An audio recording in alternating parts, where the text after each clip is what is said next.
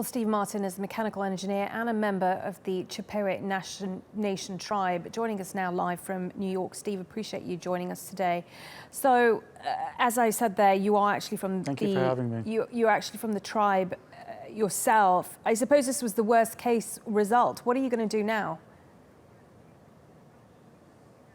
Well, we're not going to stop. Unfortunately, we have had what we would consider a long-standing due process on how these projects happen vacated from us.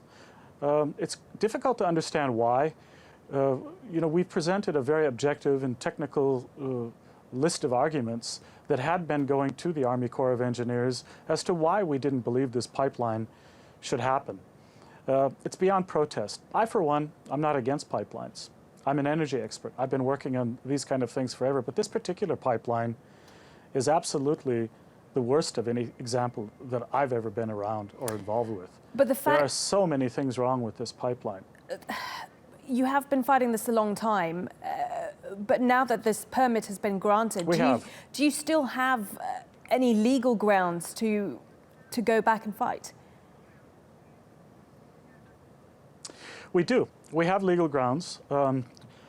Obviously, as you've seen, what's happening in the world today, we're seeing all kinds of strange things come out of America. We're seeing normal due process being completely vacated. We're seeing our voices squashed. We're not able to have our day to speak, but our lawyers from the tribe are going forward with temporary restraining order claims. They're also going forward with summary judgment claims to try to have the court make a final decision still within this week, because it's our understanding that once this easement is delivered today to Dakota Access, they can actually start drilling immediately.